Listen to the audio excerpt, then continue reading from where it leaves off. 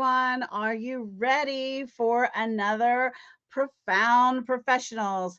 Hi, everybody. I am Jessica Koch, and I am your host of Profound Professionals. It is an interview series that has been coming to you for 9 years now. I am so proud and so grateful for all of you following us and sharing with us and learning from all the amazing experts. We have brought you over 1,000 industry experts from all over the world.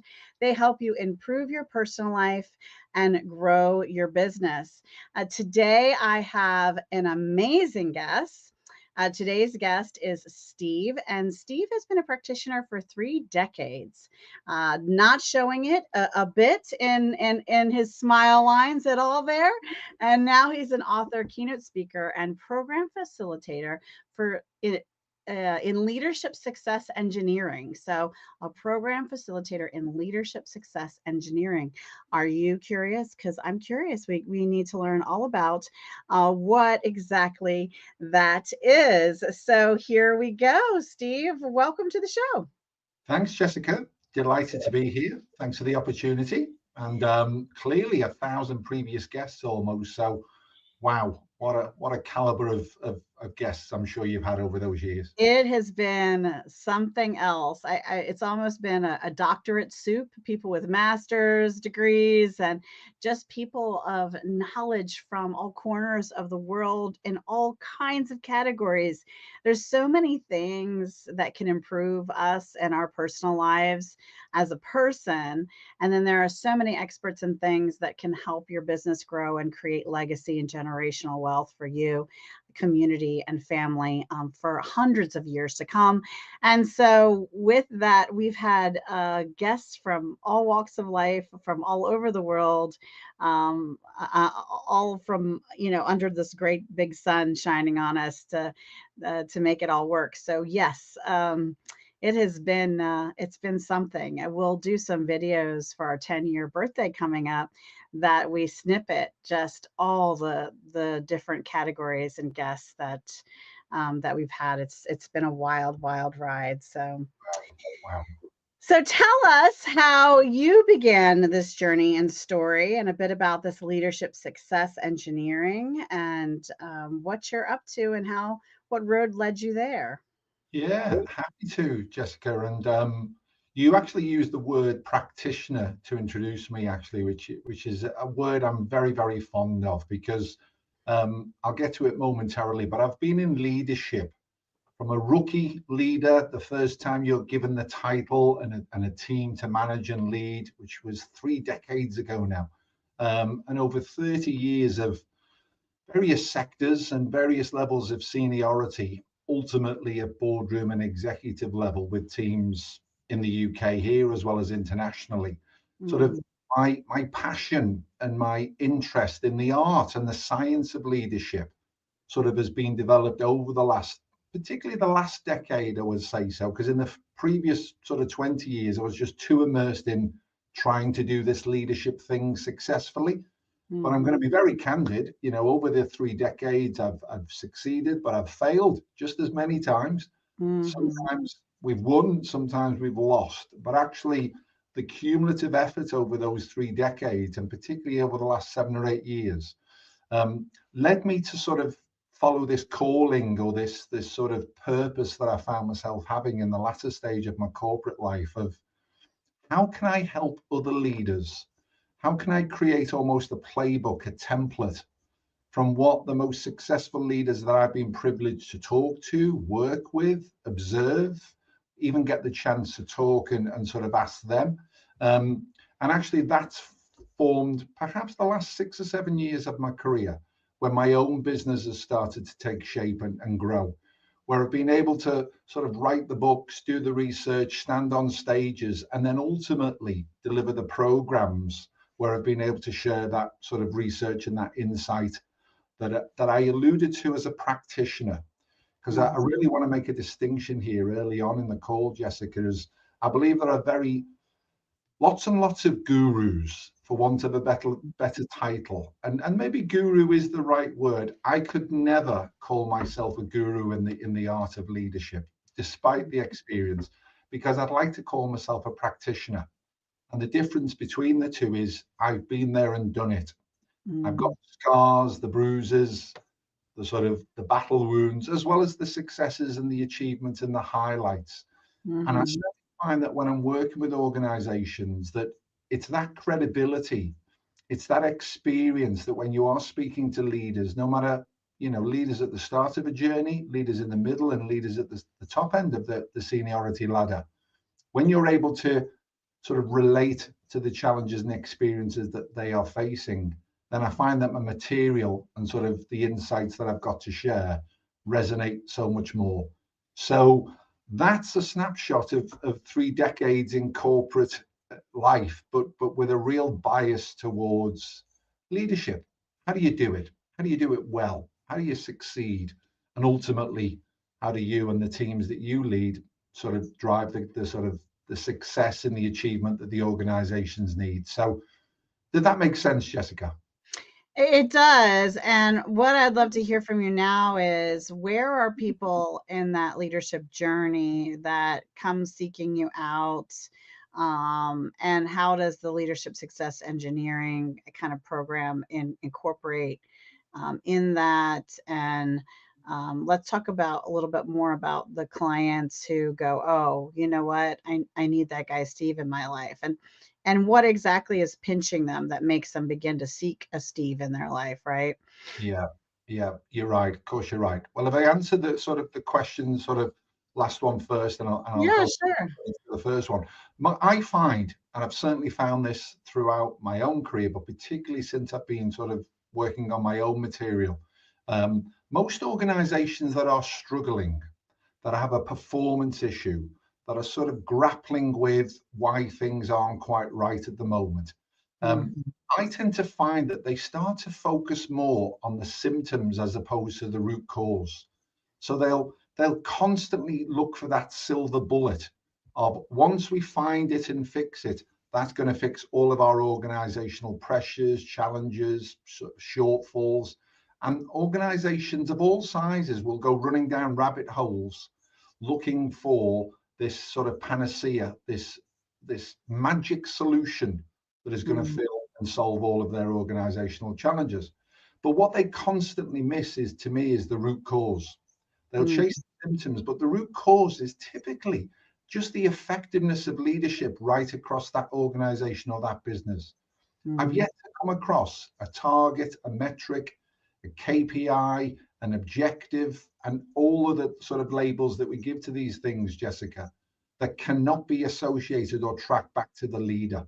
Mhm.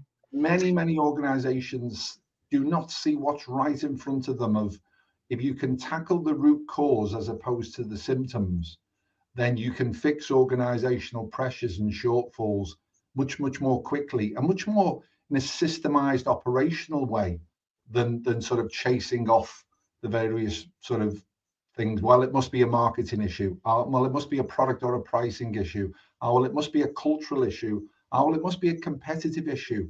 It might well be some of those. But the thing that actually I find, and I keep coming, and an organization, when you present that to them, absolutely, it's almost eyes wide open of, why have we not thought of this, and why have we not invested and prioritized in our leaders? Because it's Yeah, ultimately, it's, you can have a good strategy and a bad strategy, but whether it's good or bad, it's the quality and effectiveness of the leadership in the organization that executes it. And mhm. that's been sort of where I've been getting organizations to sort of just open the blinkers a little bit and just look internally and just take that sort of exposure of, goodness, we've never thought of it that way.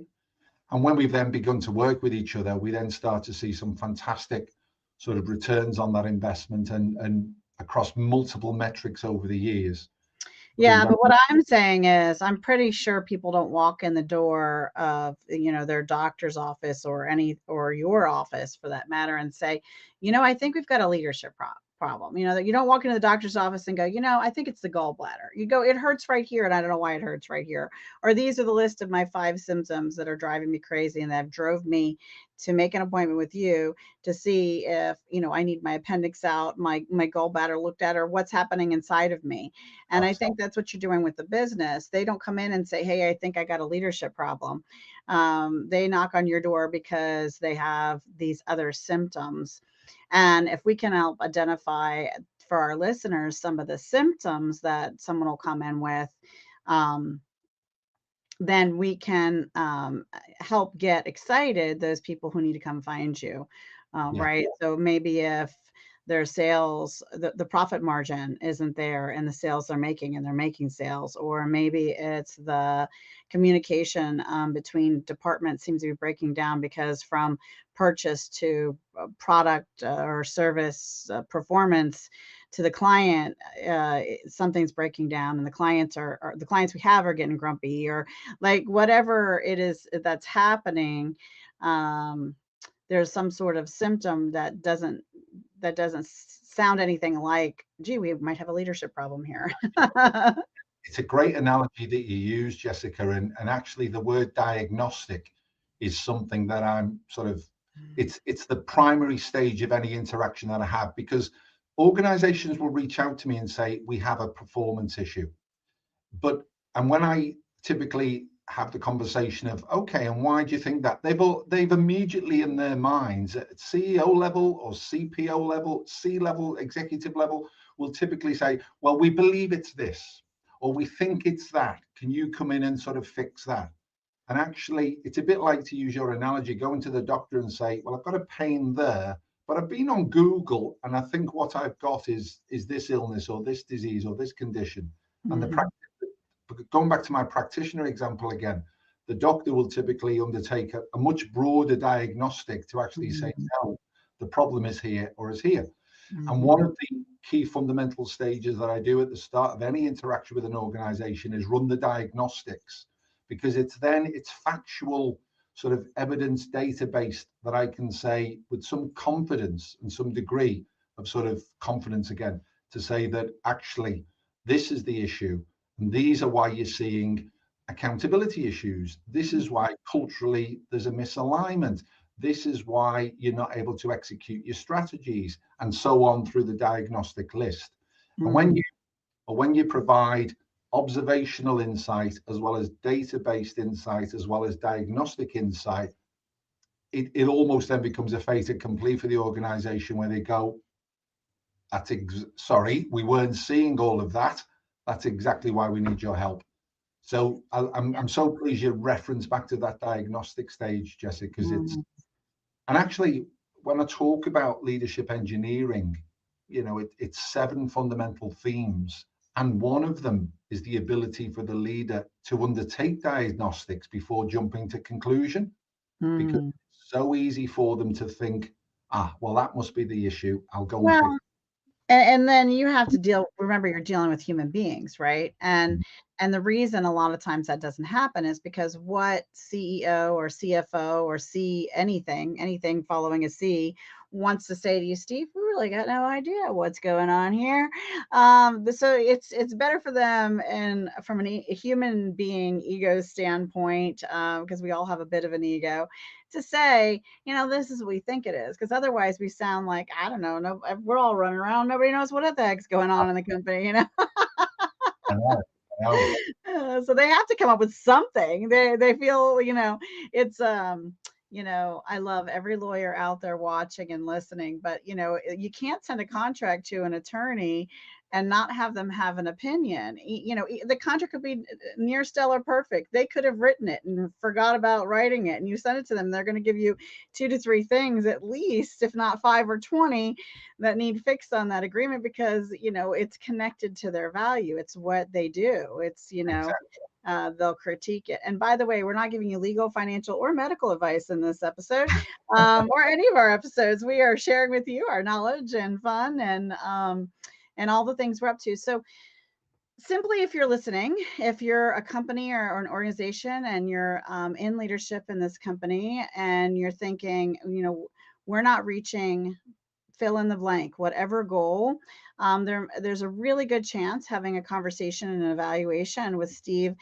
is a good next step. Now, do you work with companies that have, 5 leaders or more, 10 leaders or more? Like, what is there an ideal structure that seems to work best with the Yeah, support you I provide? tend to work, Jessica, with organizations, what I would call in the UK anyway, medium to large size enterprises. And that's Mhm, typically organizations of about 400 to 500 employees up to several thousand. And the reason why that's the sweet spot for me is that type of organization would typically tend to have 2, 3, 4, 5 layers of leadership. mhm, Because what it's very, very important that a sort of the reason that we deliver and that succeed the way we do is we don't just fix that leadership layer, because all that's doing is putting a band-aid or a sticky plaster over some of the problem. mhm, The leadership engineering theory and the frameworks to work, then ultimately it's embedding the operating system from the top to the bottom of the organization. So mhm, organizations with 2, 3, 4 and multiple layers of leadership, that's when you really see the magic happen. And the analogy I tend to use with organizations is whether you're an Apple user or an Android user, whatever phone you prefer, the operating system on that phone is very, very consistent. Yes, you can personalize with applications and widgets and all sorts of features, but mhm, 90% of what an iPhone or an Android phone does is pretty much governed by the engineering that's in that black box. And mhm, that's where organizations, when they can get an operating system, for want of a better expression, pretty consistent throughout the organization, then that's when you really do start to tackle the issues that they're facing. So sort of small to medium size organizations of that size is when we can really leverage the ROI or the return on the effort and the investment, Jessica. And actually, that's when you do see the magic happen. So 4 to 500 employees, on Or more. average Yeah. is, or more is a good. Is there a less than, category that fits, for a comfort zone as well? Because sometimes when a company gets to a certain size, they have an entire department that provides services like, for different things. Although I believe no matter what size a company is, a consultant and an outside view is valuable. But do you have a top end? Yeah, and I'm actually working with two organizations now who are much smaller than that Mm, terms of reference, Jessica, as a mhm, software as here in Manchester in the UK. And I think they've got about 120, 130 employees. Uh, mhm, Also an insurance organization I'm working with in London in the UK, and they're mhm, about 200 colleagues. But actually, mhm, of those 200 colleagues, there's about 12 that I would call leadership. And mhm, actually, software business, there's about a similar number. And actually, that's still a good cohort that we mhm. absolutely sort of support, develop, and apply the frameworks and the methodologies. So, yes, my sweet spot is the bigger number, but actually, I'm very, very sort of privileged and pleased to be seeing some real success with the smaller organizations I've just referenced as well. Now, do you have a location throughout the country that you feel comfortable with, or? Yes, we do cover all of the UK, and I'm very, very pleased to say that I've also spoken and consulted and done some work in the US as well over the last few years. Mhm, So one of the things I'm particularly passionate about, and you and I spoke previously, is speaking about sort of the leadership insights and theories. And mhm, what tends to happen is when I sort of stand in front of an audience, whether it's passion or something else, but I'd like to think it's passion, then that usually invokes somebody, usually several people afterwards saying, wow, that was really good. Can you do mhm, something that sort of builds on that?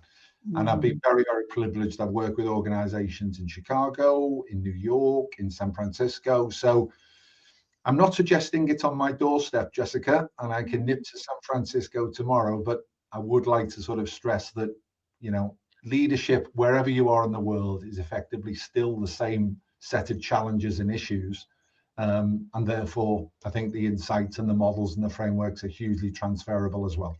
Well, and I think that, people from the UK and different parts of the world, as well as people, from the United States, benefit greatly when they bring in outside culture views and countries and perspectives of how corporations and how things run differently, because sometimes that bit of difference can be added, that spice can be added to their own recipe and really be a huge game changer, because how things are done, um, throughout the cultures and the different locations is quite impressively different, not in a way that there isn't, in a beneficial way, I think, really begin to think outside of the box and think differently, because if we all just get together for everything that we already know, then we're really not adding anything new, to the pot, so to speak. So having those new ingredients, Yeah, and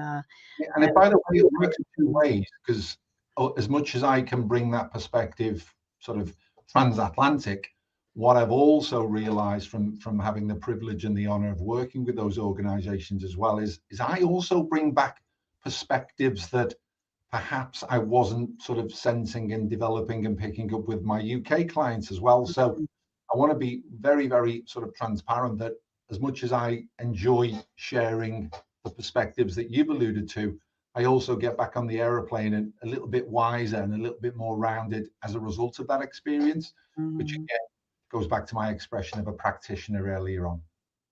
Yeah, and an airplane nowadays is so not always a necessary constant. Like there are certain things and certain times that consultants can take that time and expense to in person see and work with teams and clients, and that's all fine and good. But so much of it can be um, connected and related and carry through virtually, so and quite successfully. So we've Great. seen that change in the last few years globally, where people are accepting that and stepping into that in a bigger way. Before we move on to get an amazing tip from you, one of the other things I wanted to talk about is industries. You talked about a tech company. Are there specific industries that you really have more advanced knowledge, or you've just done a lot more work with, or a lot more references with, or you'd like to continue to grow in that area? I realize your topic kind of covers any of these organizations, kind of no matter what they do behind the scenes. It has a flow, but sometimes there are some specific industries you've had some great success with for this. Yeah, I have. And if I'm being very sort of thinking back and reflective now over my career, whilst I have worked in several sectors before I actually sort of took the leap to work sort of on my own sort of businesses, etc., I have a strong bias towards banking, towards financial Mm, service, towards okay. SaaS software organizations. If I was to chunk up my sort of corporate life into those sort of three, four distinct sort of areas of expertise, not necessarily expertise, experience, Hmm. leading teams and observing leadership in some of those sectors that I've just alluded to. So yeah, they are the ones closest to sort of to my heart because leading Hmm. leading an insurance organization, leading a software business, then they have been the ones that I've truly enjoyed the most and probably had the most sort of insight. And some of those categories have really combined themselves. I mean, now there's entire banking platforms that actually have no physical banks to them whatsoever. They're technology and app based 100%. And so that's a fascinating combination for you. Have you done any work with credit unions, just out of my own personal curiosity? Yes, I They're a, have. they're a little bit special of a unique banking structure and system. So, Absolutely. Yes, I have. There's a very successful one in Manchester in the United Kingdom that they asked me to do some work with their new leadership, some new emerging leaders in their organization. And, we won't go into detail, but for me, sure, of course. that's more a non-profit type organization where, that was more pro bono because I sort of have an Think it's kind interest. of a not for profit, but there still is profit involved somehow, that's done correctly and appropriately in this very unique sort of style. Exactly. I will give you a couple of suggestions prior to us moving along based on that information. So, and there's national associations throughout the United States, and you want to lean in towards more United States-based clients, you want to look for these national associations, because a lot of them will allow you as a collaborator to come in and do virtual webinars and trainings, come and speak at their annual conference. And so there are definitely national associations of credit unions, and banking organizations and tech companies and tech councils.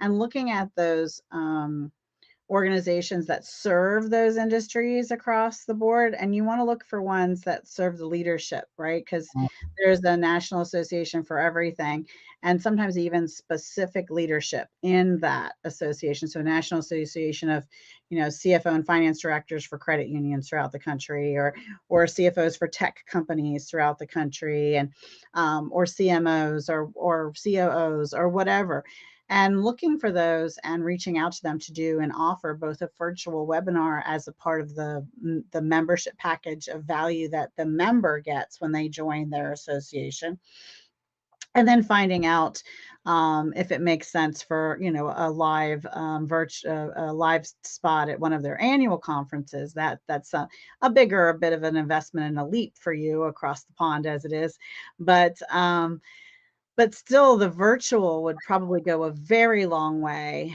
to support you. Absolutely. Yeah, so that's definitely something that you want to look at, Thank is you. those annual conferences, national associations, and working within their within the even virtual opportunity, providing webinars and trainings for their organization as a member benefit. And then they see and find you whenever a new member joins, they go to their member benefit membership library. Say that 10 times fast. And then they find you there. And then Okay. suddenly there you are, and so it's a evergreen kind of a way to edify your knowledge and the value you bring. So That's a great and shout. and then also reaching out in your LinkedIn community for people, and looking for groups in those categories again, but reaching out to say, I'd love introductions to, I have a letter of, getting old school letters of reference in the kind of work you're trying to do with corporations of the size we're talking about, old school on a letterhead PDF format.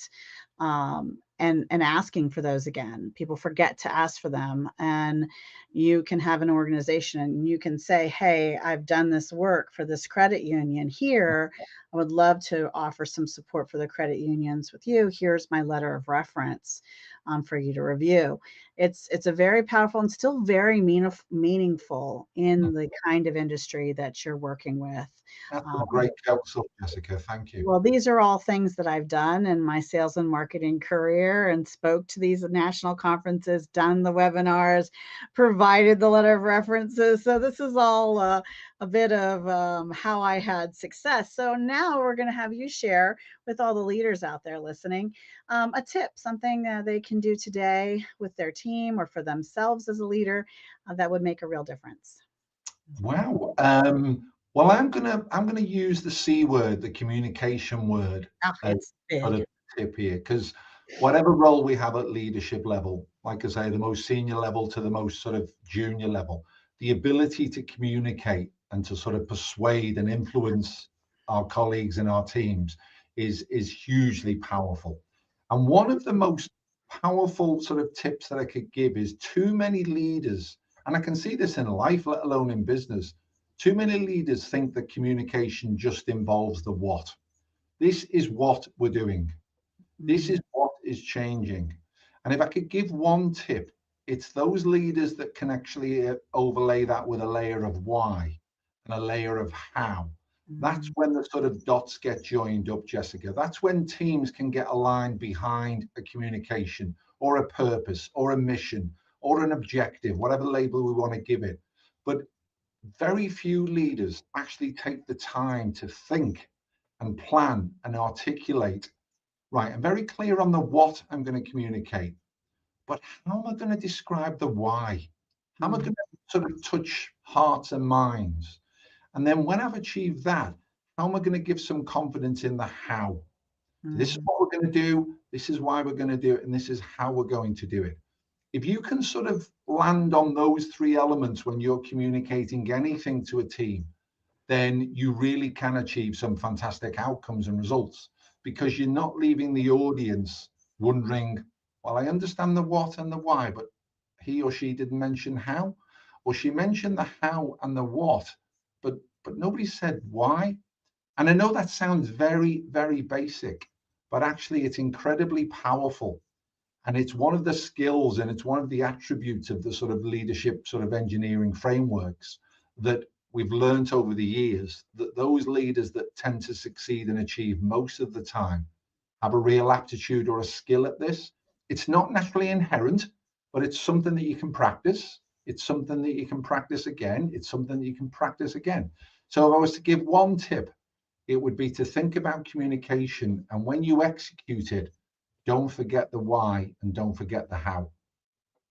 When I was in grammar school, we learned it as the 5 W's, even though they don't all start with W. What, why, where, and how, right? The how's got the W at the end, at the tail. And, But and it's so fundamentally basic and it's yeah, incredibly foundational. But in yeah. the pace and the pressure of leading teams, it's often forgotten about. And Mhm. there's so many ways we communicate with our teams and our organizations today, usually electronically. You know, gone are the days of sort of conference calls. Do you remember those from Yes. 2000? But actually, it was then that I started to sense and see that there was a pattern emerging. And people Mhm, have forgotten over the last decade, particularly leadership, that the mhm, why and the how are just as important as delivering the what. And mhm. actually, anybody that can keep anchoring back to that has got a pretty powerful framework that will get most communications landed. Yeah, I mean, really, if you keep your 5 W's in everything you do, it should be in your mission, it should be in your vision, it should be in your social media, it should be in your email message, it should be, I learned that you structure a sentence with all of those components and a paragraph and a story. Like everything has foundation starts with those 5 W's. And so, what a great reminder of that. I love that. How about a nonprofit cause you care about? We've been sharing these for awareness and for hugs and shout outs of virtual love from across the globe to learn and hear about different causes and just hopefully inspire someone to give time, treasure, or talent to a cause that they care about. So, how about Oh, yours? so pleased you asked me about this. Yes, because aside from the sort of professional and the business side of things, if there's Mm, another passion that I have in my life, is education and mm, helping those students in education, particularly. I have a particular affinity for those boys and girls who are in the final stages of formal education before they go on to college or university. Um, mhm, and I work with two or three schools. I'm on a local governing body, and I'm also give advisory sort of time and expertise to various headmasters and head teachers. And I mm, love the opportunity, Jessica, of sitting with these boys and girls. They're typically age 16, 17, maybe sometimes 18. And I work with them on their presentation skills, how they mm. articulate their views, how they articulate their opinions. And that's been something I've done for several years. And it's two or three organizations that actually facilitate it. Again, not for profit in any capacity, but it's Mhm, something I feel I can give back, and it's something I get real value in return from. And the amount of cards and the amount of sort of messages and emails over the years from people who've gone on and achieved great things and actually have said, you know, it was your session or it was your sessions that lit the fire. And actually, I can get quite emotional when I think about it now. So mhm. that to me is something very close to my heart. And that's awesome because someone listening out there could be inspired to give their skill sets to an organization near them, or just again remember that they have a cause that's already close to their heart. They just haven't. Life gets busy, and you forget to pause and say, "What do you need? How can I help?" Time, treasure, or talent. So hopefully, we inspired someone to do something good today. And thank you for sharing that, Steve. Yeah, I've done some.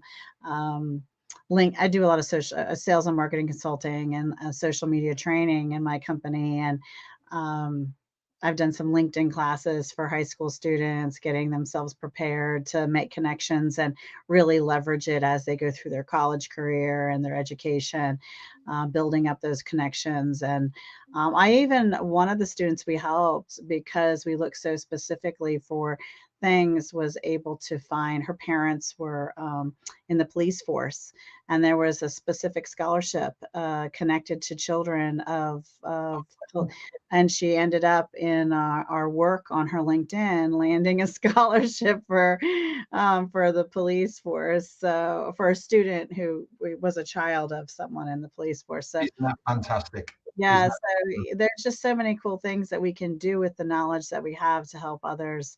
So, And especially at that age, Jessica, we help them lay the foundations, and we help them Mhm, build a confidence layer of, actually, mhm, this is important how I portray myself on LinkedIn. This is important how I portray myself in college and university, etc., etc. So, mhm. the fact that you're able to share examples like that just gives me even more impetus to keep doing this. Yeah, and I always think, I've listened to some success stories, and I heard one that stuck with me, and I wish I could tell you who it was, but it wasn't about who it was as much as about um, how we really need to begin right away with all the things, like how this success story said, when she was very young, someone she loved, a godfather or an uncle or someone very close to her family, gave her the Think and Grow Rich book, and she began that, as a teenager. I'm thinking, if I had found that book, I'm 52 and fabulous, if I had found that book as a teenager, like, or so many of these other books now, you never know what's going to land with a teenager and what they're going to pick up and what they're not. But if they're not exposed to it, and someone doesn't say, hey, at least check this out, Mm. then what? Then you could have been that early starter of their success. Now they can choose to just throw it under their bed and or in the closet and ignore that book from Uncle John or whoever gave it to them. But they could also dog ear it, love it till it fall apart, and read it and be inspired by it. We just don't know. And so, taking these actions and supporting the youth and the leadership of the future is important. The book that you talk about is well thumbed and is on my Mm, bookshelf behind me here, because again, yes, I was very lucky 20 years ago that a mentor of mine shared it with me. mhm, That's the first time I'd come across it. But it's sort of, the universe has mysterious ways, and occasionally mm. it just falls off the bookshelf as I'm looking for something else, and I think, Yeah. oh, I need to read a chapter of that again. So you're Uh, right. If we can put these things within sort of reach of yeah. these people, then things will happen for them.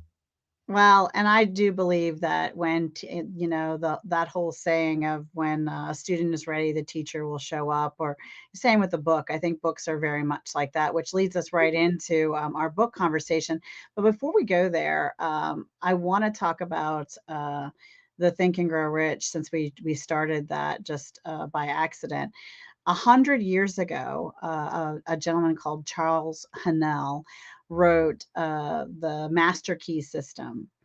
And that book, 100 years ago, and that program was actually what inspired Think and Grow Rich. And there's a letter from Napoleon Hill to Charles Hannell saying, it was your program, your everything, that got all of his things going. And he gives him credit for that. They have that documented. And there's three gentlemen that came together with brilliant backgrounds, and what a beautiful contribution, and where they took the Master Key System and revived it, from being 100 years old. And it's called Tapping the Source. So if you're looking for another book that blows your socks off in the way that Think and Grow Rich does, Tapping the Source is the modern, more updated version from 100 years ago of the original honor and tribute to Charles Hannell, who wrote the Master Key System, which inspired, like I said, the Think and Grow Rich. So,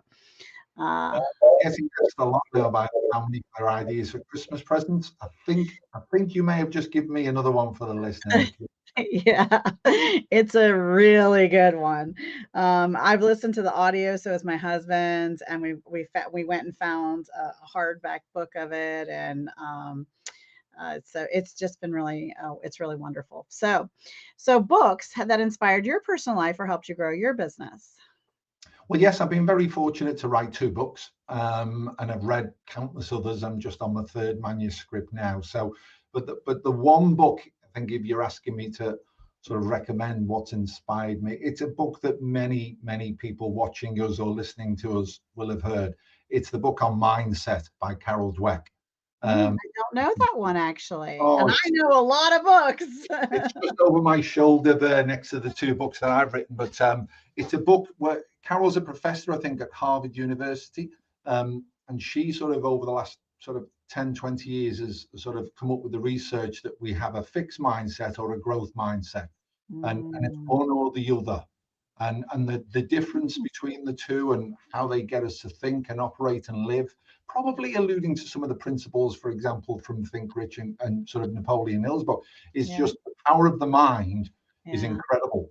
And that's the book that's probably most well thumbed in my sort of bookshelves, Oh, I'm etc. excited. That's the first time I've ever heard that one even shared in all of the authors. So I I love think that. probably because I operate in the leadership field and talk a lot with it, and then it's quite common. People have heard it, but actually, I assumed that it. I mean, it's been a New York Times bestseller, so you'll be able to get a copy Yeah, of it I'm very, sure. very quickly, Jessica. But it's incredibly short, concise read. It doesn't take you weeks, but Awesome. it really does make you think about, well, thinking. It really Yeah. does make you think about, actually, am I a growth mindset or a fixed mindset? Because Mm. the difference between the two is incredible. I love that. I love that. And in your field of leadership, the other books that always pull at my heartstrings are The 1 Minute Manager and Systemology. Have you read Systemology? Fantastic book, Systemology. And Fix This Next. Oh, That there's yeah, that's a fantastic one. And that one I read by happenstance, by universe, in my belief. I read Systemology and Fix This Next together, and the authors are completely different from different sides of the world, and they went together like peanut butter and jelly. It's like what Systemology was missing, Fix This Next had, and vice versa. They just went together in such a brilliant way. So yeah, really good, really good. And you would also like Grow. If you haven't heard Grow by Jim Stangl, who was past global marketing executive of Procter and Gamble. I've actually talked to Jim Stangl, called his office and had a chat and told him what a fan of his book I was. And so was lucky enough to have a great conversation. suggestions then for Santa Claus, Jessica. Thank you. Well, I love this stuff. So, anything else about your business or programs that you want to cover or touch on? Best place for them to find you? Yeah, What's the next everything. step for And sort them? of anybody can contact me. My sort of website is very easy. It's my name, so it's stevemcnicholas.com, and everything, how to book calls with me, how to understand the Mhm. programs, how to talk to me about speaking, etc. Anything and everything is available at stevemcnicholas.com. So Okay. if there's one sort of plug or reference, Jessica, then I would ask people to use the website. Mhm. I'm obviously on LinkedIn as well and do a lot on Sure. there. I try and post every day. And several clients have reached out to me through LinkedIn over the last couple of years as well. So Mhm. they are the two main sort of ways of anybody interested in learning a little bit more can talk to me about. I love that. All right, you out there, if you're thinking, wait, I've got a book, I've got a program, I have a way to help someone live their best life ever and inspire the world for years to come, or I can help them grow their business so that it is a financial passive revenue machine, blessing their community and their future generations. For years and years to come, much like those masterminds and millionaires, we know that their family is enjoying 150 to 200 years of generational wealth. from years before. If you can help someone achieve all of these different amazing things, then you should jump on our show. Reach out to us and our team, and we'll talk about how to feature you. And before we go and say goodbye, I would love a final thought from you, Steve. What do you got for us? Well, if I can clearly what's come across, hopefully, in our conversation, Jessica, and thank you so much for your sort of perspectives and recommendations, particularly on reading, is I am passionate about leadership. And I've come across and worked with and observed and coached and occasionally sort of encouraged and cajoled leaders at all levels of organizations and multiple sectors. And if there's one bit of wisdom or insight I'd like to share is people need to realize that leadership is a privilege. Often we feel the pressure, the challenge. We lie awake at night worrying about things that we as leaders feel accountable and responsible for. But actually, what I've come to realize, particularly myself over the last several years or so, it's ultimately a privilege. If an organization has given you the badge and the belief and the confidence to say, we want you to lead people, then I want leaders at any level watching this today to actually understand that the opportunity they've got to change lives, to impact sort of way, way beyond their own role is massive. And never ever forget that. It's ultimately a privilege to do what we do. And we should always look at it that way. But I understand that we have difficult days as well. Yeah, we definitely I love so many people say you get a new start, you get a fresh start every day. Well, truthfully, take a deep breath and just hold on, because in a few seconds you get a chance in one more minute. You get a new chance every minute to make a new choice, make a new decision, take some action. Pull yourself together, take a deep breath, and right behind that minute is another minute, and they just keep coming. We don't know for how long, and we want to make sure the minutes that we are having today can really make an impact later. But we do have to take care of ourselves, and we do have to do all the things, right? So this has been a great show, Steve. I've loved having you. It's been an awesome chat on leadership. Reach out to Steve and get things diagnosed and see where you can't improve things and scale, get past that hump and reach that goal that you've been striving for, that you've just been missing the mark. It'll help you figure out why and take the action steps with clarity to achieve it. So thank you again, Steve, for being on the show. Thanks, Jessica. Thanks for the invite. Enjoyed it. All right, everybody. I'm your host, Jessica Couch. This has been another Profound Professionals. And until the next one, be kind to yourself out there and be kind to each other. Bye, everybody.